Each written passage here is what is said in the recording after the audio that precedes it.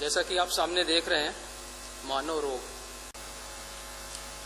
जहां तक हम रोगों की बात करते हैं, रोग, इसको समझने के लिए हमें क्या करना है, अंग्रेजी का एक शब्द है डिजीज, ठीक है ना,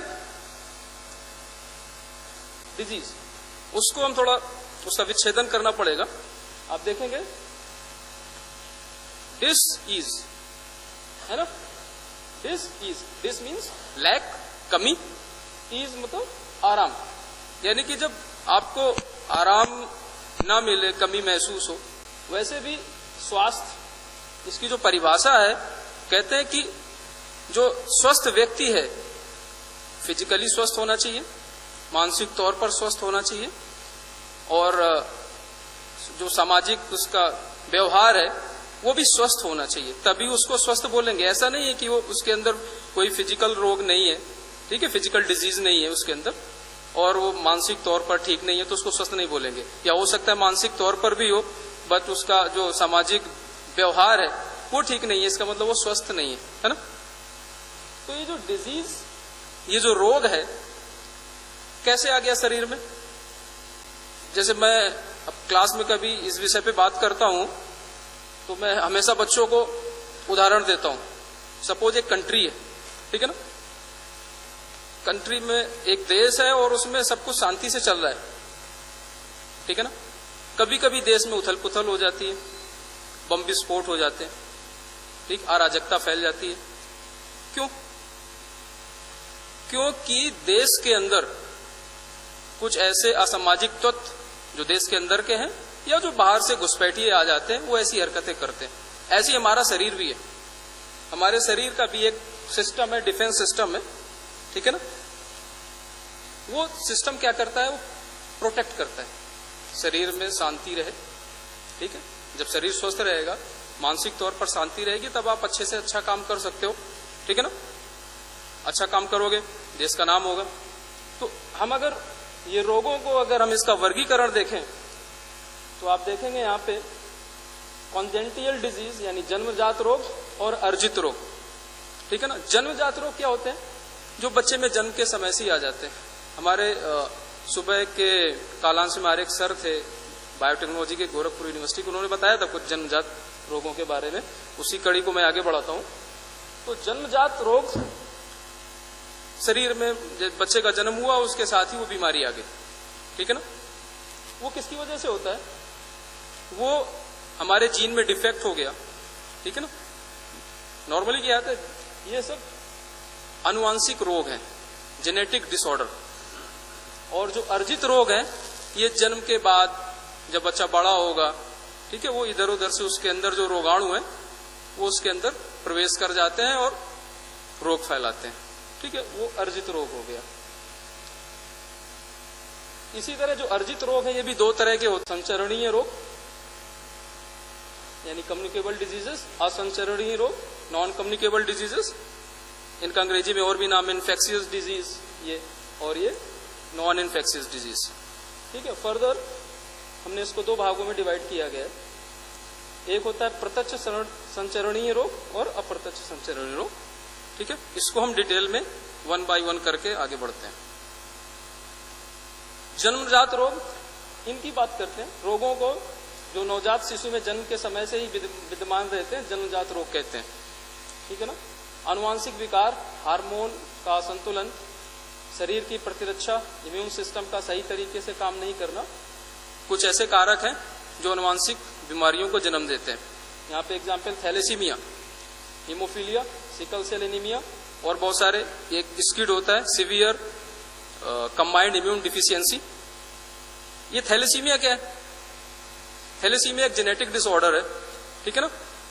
ये सारी जो तीनों यहाँ पे लिखे हुए हैं, ये तीनों रक्त से संबंधित हैं। रक्त समझते हैं?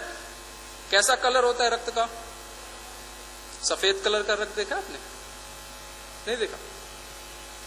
आर्थ्रोपोड्स में जाइए, कॉकरोच, सफेद कलर का रक्त होता है, ठीक है।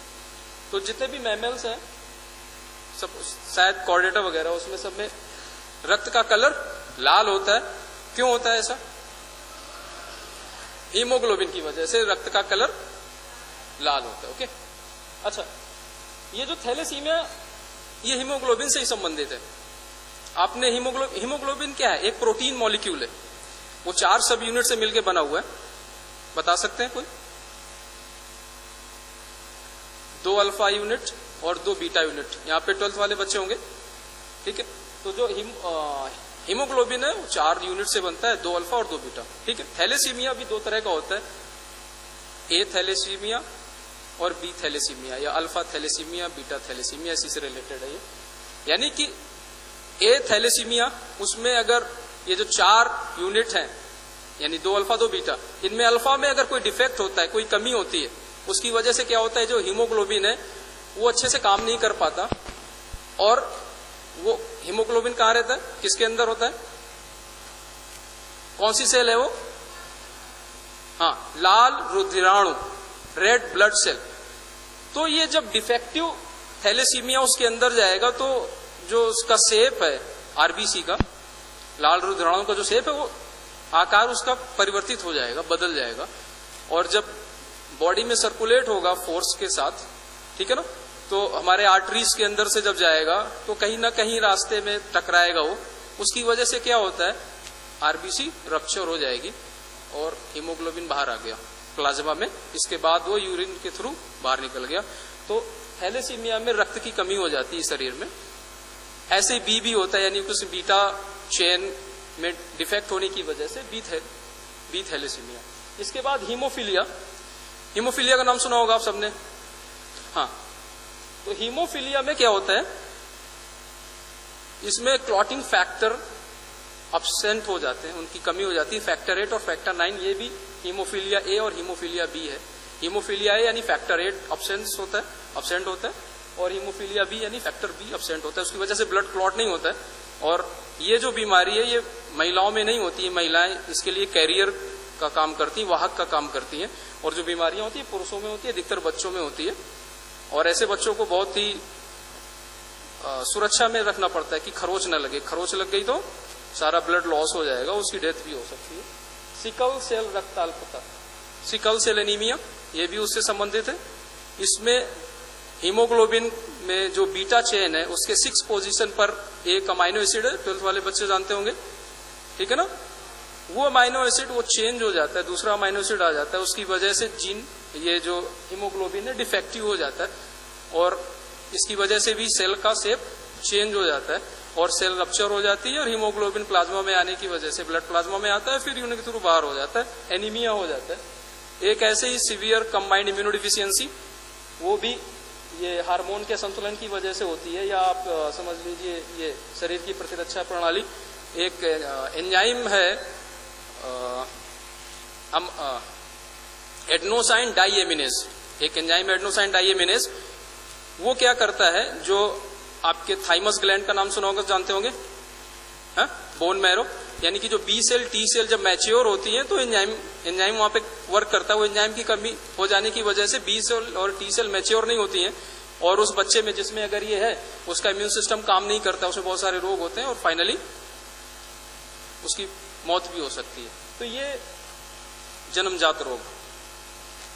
आगे बढ़ते हैं, अर्जित रोग। जैसे मैंने बताया कि जैसे बच्चा बड़ा होता है, ग्रो करता है इन्वायरमेंट में, अपने सराउंडिंग्स में, हमारे आपके बहुत से सराउंडिंग, हमारे शरीर में भी बहुत से रोगाणु विद्यमान रहते हैं, ठीक है ना। वो रोगाणु क्या करते हैं, जैसे ही हमारे शरीर के अंदर, मैंने बताया कि इम्यून सिस्टम होता है, वो कमजोर पड़ता है तो शरीर पर हमला करते हैं, हमारे कोशिकाओं को, अंग तंतुओं को नष्ट भ्रष्ट करते हैं और रोग उत्पन्न कर देते हैं।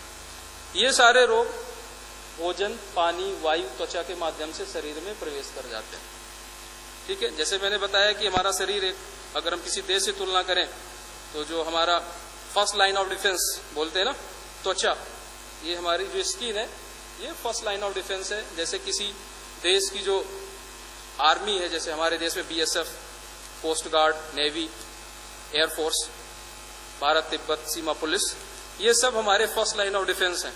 यानी कि कोई भी बाहर से घुसपैठिया अगर अंदर आएगा तो यहाँ पे उसको डिस्ट्रॉय कर देंगे, उसको अंदर नहीं आने देंगे। ऐसी हमारी स्किन रोगाणुओं को अंदर जाने से रोकती है, ठीक है। या हमारी ये स्किन हो या हमारे श्वसन तंत्र या जो हमारा डाइजेस्टिव सिस्टम है उसकी जो इंटरनल जो लेयर होती है वो सारी उसको अंदर जाने से मना करती है। अगर फिर भी अगर कोई रोगाणु अंदर पहुंच गया, ठीक है ना, तो ये फर्स्ट लाइन ऑफ डिफेंस फिर वहां पे कुछ नहीं करेगी। अंदर भी एक सिस्टम होता है, ठीक है, जैसे हमारे किसी कंट्री का जो इंटरनल जो सिस्टम है, जैसे पुलिस हो गया, पुलिस बल, ठीक है ना, राज्यों की पुलिस, NIA, CBI, है ना, ATS, बहुत सारे सशस्त्र बल, CRPF, ये जो अंदर आ गया घुसपैठिया या बॉडी में अंदर पहले से है, ये सब उसको डिसॉल्व करते हैं। ऐसे हमारी बॉडी में भी इम्यून सिस्टम वर्क करता है। हमारी बॉडी में आपने नाम सुना होगा श्वेत रुधिराणु, श्वेत रुधिर कणकाणु, व्हाइट ब्लड सेल, WBC, ठीक है ना, लिम्फोसाइट्स, नेचुरल किलर सेल, ये सारे उसके कंपोनेंट हैं। तो ये सब क्या करते हैं, जब कोई रोगाणु ब्लड में चला गया या सेल के अंदर टिश्यू में चला गया, ये सारे फिर एक साथ वर्क करते हैं। जैसे हमारे इंटरनल जो सिक्योरिटी है वो जैसे वर्क करती है, वैसे हमारा ये सिस्टम भी वर्क करता है। अब अगर ये सिस्टम कमजोर हो गया तो जो भी रोगाणु है वो क्या करेगा, अपने सिम्टम्स दिखाएगा, ठीक है, पता चल जाएगा कि बीमारी हो गई। और अगर हमारा इम्यून सिस्टम मजबूत है तो विद इन 7 डेज हमारा इम्यून सिस्टम इन सबको डिसॉल्व कर लेता है। अगर हमारा इम्यून सिस्टम कमजोर है तो फिर वो डिजीज क्रॉनिक हो जाती है, फिर हमको एंटीबायोटिक्स या जो भी एंटीवायरल डिजीज और जो बहुत सारे रोगाणु उनके अगेंस्ट में जो स्पेसिफिक दवाइयां हैं वो खानी पड़ती है ना। हम इसमें आगे बढ़ते हैं। रोगों के प्रकार, जैसा कि मैंने बताया था, ये जो एक्वायर्ड डिजीज, अर्जित रोग है, ये 2 तरह के होते हैं, communicable and non communicable. Communicable disease या जो संक्रामक रोग जो एक स्वस्थ व्यक्ति को दूसरे बीमार व्यक्ति से लग जाते हैं, ठीक है, यानी कि जो इन्फेक्शन पर्सन टू पर्सन होता है उनको हम संक्रामक रोग कहते हैं। इसीलिए आपको सिखाया जाता है जब आप छींक आती है ना तो बोलते रुमाल लगा लो, है ना, या जैसे आप बात कर रहे हैं 4 लोग, आपको छींक आ गई तो ऐसा नहीं है, दूर जा करके और फिर इसके बाद हाथ धुल लो। आप अगर नहीं है रुमाल तो हाथ से तो कर सकते हो ताकि दूसरों का इन्फेक्शन ना हो, ठीक है, सिखाया जाता है हमको सबको। मम्मी पापा सिखाते हैं, फिर टीचर सिखाते हैं स्कूल में, जो प्राइमरी टीचर होते हैं मैडम लोग, वो सिखाती ना, आपको भी सिखाया होगा। तो ये जो बीमारियां हैं ये संक्रमण से होती हैं। जो दूसरी असंचरणीय नॉन कम्युनिकेबल डिजीजेस, ये रोग जो होते हैं ये एक व्यक्ति से दूसरे व्यक्ति में नहीं फैलते। जैसे इसमें नीचे लिखा है कैंसर, एलर्जी, ये जो बीमारियां हैं ये पोषक तत्वों की कमी से, विटामिन की कमी से हो जाते हैं, या हमारे शरीर में कुछ, जैसे आप देख रहे हैं कैंसर, ठीक है ना, कैंसर क्या है, हाँ, एक्सिस ग्रोथ होती। हमें सबको बताया जाता है प्रोकैरियोट सेल, यूकैरियोट सेल, है ना। प्रोकैरियोट सेल क्या होते हैं, प्रिमिटिव सेल्स बोलते हैं जिनको, हाँ, और जो eukaryote cell well defined cell, compartment होता है, उनके अंदर न्यूक्लियस होता है। तो जो ये प्रोकैरियोट सेल जब डिवीजन करती हैं, अनलिमिटेड डिवीजन, 1 से 2, 2 से 4, 4 से 8, 16, फिर ऐसे बढ़ते रहते हैं। और क्या होता है कि अगर ये एक दूसरे के कांटेक्ट में भी आते हैं तब भी इनकी ग्रोथ, डिवीजन नहीं रुकता है, ठीक है, हमेशा बढ़ते रहते हैं। जो प्रोकैरियोट सेल है वो ऐसा नहीं है। प्रोकैरियोट सेल में एक वर्ड हम यूज करते हैं बायोटेक्नोलॉजी में, एक कांटेक्ट इनहिबिशन, एक वर्ड यूज करते हैं, इंग्लिश का एक वर्ड है, यानी कि जब सेल किसी सरफेस में या जैसे बोन में या किसी दूसरे टिश्यू के जैसे कांटेक्ट में आएगी उसकी ग्रोथ रुक जाएगी। और जो यूकैरियोट सेल है वो लेयर बाय लेयर, मतलब एक लेयर के ऊपर दूसरी लेयर नहीं ग्रो करेगी, सेम सेल्स की मोनो लेयर में ग्रो करती हैं अधिकतर, मतलब एक ही सतह बनती है उनकी। ये फीचर्स प्रोकैरियोट सेल से, यूकैरियोट सेल से अगर गायब हो गए देन क्या होगा कि जो यूकैरियोट सेल है वो प्रोकैरियोट की तरह बिहेव करेगी, अनलिमिटेड डिवीजन, कोई रेस्पेक्ट नहीं एक दूसरे की, जैसे ग्रो कर रहा है ग्रो करते गए, पील बन गया, ट्यूमर बन गया, ठीक है, और एक शरीर के एक पार्ट से दूसरे पार्ट में चला गया, मैलिग्नेंट हो गया, फाइनल कैंसर बन गया। ठीक है, तो जब यूकैरियोटिक सेल प्रोकैरियोट की तरह बिहेव करने लगे, व्यवहार करने लगे, तो वो कैंसर हो जाता है ना। ऐसे एलर्जी भी है, हमारा इम्यून सिस्टम कुछ ज्यादा ही सेंसिटिव हो गया जैसे, तो जैसे कोई एलर्जन है, एलर्जन का मतलब ऐसा नहीं वो डिजीज कॉज करेगा, वो अगर शरीर में गया, हमारा इम्यून सिस्टम हाइपर एक्टिव है, वो क्या करेगा, अपना रिस्पॉन्स देगा, शरीर में चकत्ते पड़ जाते हैं। सबको एलर्जी हो जाती है, कभी किसी को सर्दी से एलर्जी है, किसी को अधिकतर एलर्जी अभी देखने में आया है कि लोगों को दूध से एलर्जी होती है, लैक्टोजन से एलर्जी होती है, लोग चाय नहीं पीते। हमारे कई सहकर्मी हैं, उनको दूध से एलर्जी, बोले सर मैं चाय नहीं पीऊंगा, बिना दूध की चाय पीऊंगा, ऐसे भी देखने में आया है। आगे बढ़ते हम। अब संक्रामक रोगों के प्रकार, जैसे डायरेक्ट ट्रांसमिशन, नॉर्मल देखिए आप, टीबी, अगर किसी को टीबी हो गई घर में तो चांसेस है कि सबको घर में फैल जाएगी, ठीक है ना। चेचक, ठीक है, चेचक में भी चिकन पॉक्स, स्मॉल पॉक्स आपने नाम सुने होंगे, खांसी वगैरह, इन्फ्लुएंजा वगैरह, ये सब व्यक्ति से स्वस्थ, बीमार व्यक्ति से स्वस्थ व्यक्ति में डायरेक्ट ट्रांसमिशन होता है, इनका डायरेक्ट ट्रांसफर होता है, इसलिए ऐसी डिजीज को डायरेक्ट ट्रांसमिटेड डिजीज, प्रत्यक्ष संचरणीय रोग कहते हैं। दूसरा अप्रत्यक्ष संचरणीय रोग, जैसे बहुत सारे रोग हैं, उनके जो कारक हैं वो अपने आप ट्रांसफर नहीं होते, वो किसी के माध्यम से जाते हैं, ठीक है ना। मलेरिया, ठीक है ना, मलेरिया कौन फैलाता है मलेरिया भाई? हाँ, फीमेल एनाफ्लिस मॉस्किटो, उसके अंदर एक प्रोटोजोवन रहता है प्लाज्मोडियम, वो प्लाज्मोडियम मलेरिया फैलाता है। और जो प्लाज्मोडियम की जो साइकिल है, ठीक है ना, वो आधी, हाँ, मॉस्किटो के अंदर, मच्छर के अंदर होती है, आधी मनुष्य में होती है, और मनुष्य के आरबीसी के अंदर होती है। एक मैंने आपको एक शब्द बताया था पहले, सिकल सेल एनीमिया, यानी जिस व्यक्ति को सिकल सेल एनीमिया है उसको मलेरिया नहीं होगा, सुना? हाँ, कंफर्म है ये, जिस व्यक्ति को सिकल सेल एनीमिया उसमें मलेरिया नहीं होगा, क्योंकि जो उसकी जो आरबीसी है वो सिकल टाइप हो जाती है, हाशिए की तरह, और उसके अंदर वो जो प्लाज्मोडियम का जो क्या बोलते प्रोटोजोवन है, वो अपनी लाइफ साइकिल कंप्लीट नहीं कर पाता। तो ऐसे लोगों को एक एडवांटेज है कि उनको मलेरिया नहीं होता है ना।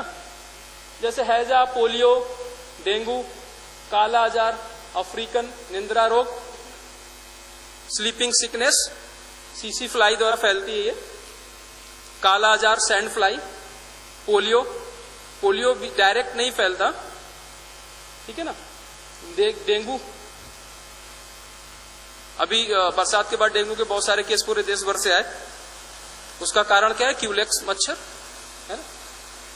अब अगर हम बात करें वायरस की, विषाणुओं से फैलने वाले रोग, यहां पर चिकन पॉक्स, इसको चिकन पॉक्स को छोटी माता बोलते हैं, ठीक है ना। और इसको फैलाने वाला जो वायरस है ये वेरिसेला वायरस, और ये सीधे कांटेक्ट से फैलता है। आपको कभी कभी क्लास में होता होगा, किसी को छोटी माता या बड़ी माता जो भी होगी उसको अलग बैठा देते हैं, या जो कभी एग्जाम में, बोर्ड एग्जाम में मैं देखता हूँ बहुत सारे बच्चे होते हैं हमारे यहाँ, तो फिर अगर उनको ये चेचक हो जाता है तो उनको अलग रूम में बैठा देते हैं, और वहां पर कोई दूसरा टीचर ड्यूटी करता है, बच्चों के बीच नहीं बैठाते उसको, क्योंकि ये इन्फेक्शियस डिजीज है, इनका प्रत्यक्ष संक्रमण होता है। खसरा, मीजल्स, ये तीनों बीमारियां लगभग एक जैसे सिम्टम्स होते हैं, शरीर में छाले पड़ जाते हैं, दाने पड़ जाते हैं। पोलियो, आपने नाम सुना होगा, पोलियो वायरस, ठीक है ना। रेबीज, ये कुत्ते के काटने से होता है रेबीज, क्योंकि ये कुत्ता अगर डायरेक्ट काटेगा, ऐसा नहीं है, ये ऐसा नहीं होता कि किसी को रेबीज है और आपको हो जाएगा, ऐसा नहीं है। इसका जो संक्रमण होता है वो डॉग्स की वजह से होता है, इसीलिए जो घर में जो डॉग्स के जो शौकीन है वो लोग उसको इंजेक्शन लगाते रहते हैं, है। ऐसे ये हेपेटाइटिस बी, ये लीवर की डिजीज है, डेंगू, एड्स, HIV का नाम बहुत सुना होगा आपने। HIV क्या करता है, हमारा जो इम्यून सिस्टम है उसके अंदर एक सेल्स होती है TS सेल्स, उसको डिस्ट्रॉय कर देता है, उसकी वजह से हमारा इम्यून सिस्टम कमजोर हो जाता है और बहुत सारे रोग लग जाते हैं, अंततः उस व्यक्ति की मृत्यु भी हो सकती है। इसी प्रकार ये जीवाणुओं से बीमारियां, ट्यूबरकुलोसिस, टाइफाइड, साल्मोनेला टाइफी, ये जो डिप्थीरिया, ये लेप्रोसी, बहुत सारी बीमारियां हैं ये जीवाणुओं बैक्टीरिया की वजह से होती हैं। बैक्टीरिया कैसी सेल्स है, अब मैंने बताया था आपको, प्रोकैरियोटिक सेल्स, ठीक है ना, इसका डिवीजन बहुत फास्ट होता है। प्रोटोजोआ, प्रोटोजोआ ये यूनिसेलुलर एनिमल्स में आते हैं, जैसे आपका अभी बताया मैंने मलेरिया, अमीबिक डिसेंट्री दूषित भोजन से होता है। ऐसे नहीं किसी को अमीबिक डिसेंट्री और आप उसके साथ में रहते हो आपको हो गई, ऐसा नहीं है, ठीक है ना। इसीलिए उसको ये क्या बोलते हैं, इनडायरेक्ट ट्रांसमिटेड डिजीज में भी इसको काउंट किया जाता है। ऐसे ये काला आजार, अफ्रीकन स्लीपिंग सिकनेस। हेलमिंथ का नाम सुना होगा आपने, निमेटोड्स, प्लेटीहेलमिंथेस, इसकी वजह से छोटे बच्चों को एस्केरियासिस हो जाता है अधिकतर, मिठाई खाते हैं ना। हाँ, ये फाइलेरिया का नाम सुना होगा आपने, देखा भी होगा, हाथी पांव। ये सारी बीमारियां हेलमिंथ कृमियों की वजह से होती हैं। समय बहुत कम है इसलिए मैं थोड़ा जल्दी कर रहा हूं, बाकी ये जो सर की वेबसाइट है उसमें सारा मैटर रहेगा, आप वहां से पढ़ सकते हैं इसको। दूसरी सेक्सुअल ट्रांसमिटेड डिजीज जैसे एड्स, सिफिलिस, गोनोरिया, ये सब सेक्सुअली ट्रांसमिटेड डिजीज होती है जो ब्लड टू ब्लड कांटेक्ट या जो यौन क्या बोलते हैं असुरक्षित यौन संबंधों उसकी वजह से होती है सारी बीमारियां। इसके बाद में असंचरणीय रोग, जैसे हमने आपको बताया था कैंसर, मधुमेह। मधुमेह कैसे होता है, सर ने सुबह डिस्कस किया था। हाँ, इंसुलिन की कमी होने की वजह से होता है। ये जो मधुमेह है ये अनुवांशिक भी होता है, दो तरह का मधुमेह होता है, एक अनुवांशिक होता है, एक अनुवांशिक नहीं होता है। तो जो अनुवांशिक होता है वो जैसे किसी को है तो उसके बच्चे में भी हो जाएगा, ठीक है। ऑस्टियोपोरोसिस, ये जो खनिज होते हैं अस्थि में, बोन में, उनकी कमी की वजह से होता है। कंठमाला ग्वाइटर, ठीक है, ये थायराइड हार्मोन के कम स्राव होने लगता है, आयोडीन की कमी हो जाती है, उसकी वजह से होता है। ऐसे मैंने आपको बताया एलर्जी भी वही कारण है कि अनवांटेड रिस्पॉन्स बॉडी का होता है जब एलर्जी। इसके बाद में मैं जल्दी से बात करता हूँ ह्यूमन इम्यून सिस्टम की बात करता हूँ। जैसे मैंने बताया किसी भी देश का सुरक्षा तंत्र, वैसे हमारी बॉडी का भी सुरक्षा तंत्र होता है। दो तरह का होता है ये, एक होता है इनेट इम्यून सिस्टम, स्किन्स और जो और भी फैगोसाइटिक सेल्स और natural killer cells, dendritic sales, ये सब इनेट इम्यून सिस्टम है। ये नॉन स्पेसिफिक है, अगर कोई भी जाएगा ये सबको खत्म करेंगे, कोशिश करेंगे। अगर कभी कभी नहीं कर पाए तो इसके बाद ये जो एडॉप्टिव इम्यून सिस्टम है ये वर्क करेगा। इसके अंदर दो तरह की सेल्स होती हैं, B lymphocyte and T lymphocyte. For T lymphocyte दो तरह की होती है, टीएफ सेल और टीसी सेल, नाम सुना होगा आपने, पढ़ा होगा शायद। हाँ, तो TF cell T helper cell, AIDS क्या करता है, टी हेल्पर सेल को डिस्ट्रॉय कर देता है। तो ये T helper cell B lymphocyte की हेल्प नहीं करती, एंटीबॉडी का फॉर्मेशन नहीं होता है, हमारे अंदर बहुत सारी डिजीज हो जाती है और ठीक है। और जो टीसी सेल है वो टीसी सेल ये बैक्टीरिया के इन्फेक्शन में काम नहीं करती है, ये वायरस के इन्फेक्शन में काम करती है। आपको पता है कि वायरस क्या है, non living outside the host cell, यानी कि सजीव जो मतलब जो जीव हैं उनके बाहर ये जो वायरस है ये नॉन लिविंग होता है, ठीक है। और लिविंग सेल के अंदर लिविंग होता है। लिविंग क्यों होता है इसका, क्योंकि इसमें एक ही लक्षण है केवल, श्वसन नहीं करता, ये डाइजेशन नहीं करता, लोकोमोशन कुछ नहीं करता, सिर्फ रिप्रोडक्शन करता है, ठीक है ना। आपने लिविंग ऑर्गेनिज्म के कैरेक्टर्स पढ़े होंगे, तो उसमें रिप्रोडक्शन भी एक महत्वपूर्ण है। उसमें अगर कोई ऑर्गेनिज्म रिप्रोडक्शन करता है इसका मतलब वो सजीव है। तो ये सेल के अंदर जाकर के दूसरी सेल के अंदर जाकर के अपना रिप्रोडक्शन करता है, दूसरी सेल की मशीनरी को यूज करता है, क्योंकि इसके अंदर खुद का कुछ नहीं होता। एक कैप्सिड होती है, उसके अंदर जीनोम होता है, जीनोम आरएनए भी हो सकता है, रेट्रोवायरस, उसका एग्जाम्पल ये है आपका HIV वायरस। और जो जीनोम है वो डीएनए भी हो सकता है, जैसे और बहुत सारे वायरस है, टोबैको मोजैक वायरस, बहुत सारे वायरस है। आपको एक छोटा सा उदाहरण देता हूं, देखा होगा जो छोटा आपके घर में जब पप्पी लाएंगे ना, बड़ा नहीं लाते, छोटा लाते है ना, क्यों छोटा क्यों लाते हैं, बड़ा डॉग क्यों नहीं लेके आते, पाल लेते उसको। छोटा इसलिए लाते हैं ना क्योंकि घर में छोटे बच्चे हैं और जो भी सदस्य हैं वो छोटा जो पपी है उनको रोज देखता है, ठीक है, दुलार करता है। जिनके घर में पपी होंगे उनको पता होगा, छोटे बच्चों के साथ खेलता है, बच्चे कान भी पकड़ते हैं तभी कुछ नहीं बोलता, है ना, कुछ नहीं बोलता ना। हाँ, अब वो बड़ा हो गया, ठीक है। आपके घर में कोई अनजाना व्यक्ति आया, पपी बाहर बैठा है, अब तो डॉग बन गया, वो क्या करेगा, भौंकेगा, है ना। तो हमारा जो इम्यून सिस्टम है, जो हमारी सेल्स होती हैं, जो ये मैंने बताया आपको, अनुकूली, ये एडॉप्टिव इम्यून सिस्टम, अनुकूली प्रतिरक्षा प्रणाली, इसकी जो सेल्स हैं, बी लिम्फोसाइट, टी लिम्फोसाइट, इनको सबको जब इनका मैचुरेशन होता है थाइमस के अंदर या बोन मैरो के अंदर, इनको सिखाया जाता है कि कौन अपना कौन पराया, ठीक है ना। जब ये मैच्योर हो जाते हैं तो बॉडी की सारी सेल्स हैं उनको अपनी है वो, इसलिए कोई रिएक्शन नहीं देते। और जब कोई बाहर से कोई एंटीजन आता है, कोई इन्वेडर्स आता है, उसके खिलाफ ये वर्क करना शुरू करते हैं। जैसे छोटा सा एक डॉग बड़ा हो गया, दूसरे को भौंकेगा, ठीक है ना। कभी कभी क्या होता है कि घर में डॉग है, काट लिया, तो क्या बोलते हैं,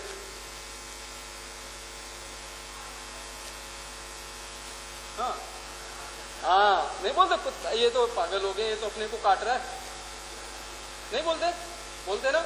हाँ, कभी कभी हमारा इम्यून सिस्टम क्या करता है, हमारे जो सेल्स है उनके अगेंस्ट भी वर्क करने लगता है, सेल्फ एंटीजन उनके अगेंस्ट वर्क करने लगता है, हाइपर सेंसिटिविटी हो जाती है, ठीक है ना। ये कभी मौका मिलेगा तो मैं इम्यून सिस्टम के बारे में बहुत सारी चीजें बताऊंगा आपको। भूल ना जाना, टीकाकरण जरूर करवाना। ये जो सारा सिस्टम है, जो इम्यून सिस्टम है, इसको ध्यान में रखते हुए कि जैसे कोई भी एंटीजन आएगा तो हमारी ब्लड सेल्स जो बी लिम्फोसाइट है वो क्या बनाएगी, एंटीबॉडी बनाएगी, वो मेमोरी में स्टोर हो जाता है। और जब फिर दोबारा अटैक होता है तो उसको तुरंत एंटीबॉडी क्रिएट करके और उसको डिस्ट्रॉय कर देते हैं। उसी को ध्यान में रखते हुए टीकाकरण, वैक्सीनेशन, ये प्रोसेस, अभी बहुत सारी वैक्सीन बन गई हैं। HIV की वैक्सीन नहीं बन पा रही है, उसका कारण क्या है, जो HIV है वो अपना शेप बदलता रहता है, ठीक है ना। तो उसके खिलाफ वैक्सीन बनाना संभव नहीं है, कि जितनी भी वैक्सीन टेस्ट की गई है वो सब लगभग फेल हो गई है। उसके लिए एंटी रेट्रोवायरल मेडिसिन का यूज किया जाता है, ठीक है। और दूसरी चीज, आपने बहुत सारी जानकारियां आपको मिल गई होंगी, नहीं तो आप वेबसाइट से निकाल सकते हो। और सबसे अच्छा तरीका रोगों से बचने का क्या है, साफ सफाई, स्वच्छता, ठीक है। हमारे देश के प्रधानमंत्री भी स्वच्छ भारत मिशन में काम कर रहे हैं। उनका कारण यही है कि अगर हम हिंदुस्तानी, ठीक है ना, अगर अपने आसपास, अपने सराउंडिंग, अपने आप को, अपने जो आस पड़ोस मोहल्ले को स्वस्थ रखेंगे तो कम से कम हजारों करोड़ रुपए बचेंगे जो अस्पताल में दे के आते हैं हम लोग, है ना। उससे क्या होगा, हमारी इकोनॉमी ग्रो होगी और हमारा भारत महान बनेगा। आप प्यारे बच्चों सभी स्वस्थ रहिए, पढ़ाई कीजिए, ठीक है। और देश का भविष्य, आप देश का भविष्य हो, देश की उन्नति में हाथ बटाइए, आगे बढ़िए। इसी के साथ धन्यवाद।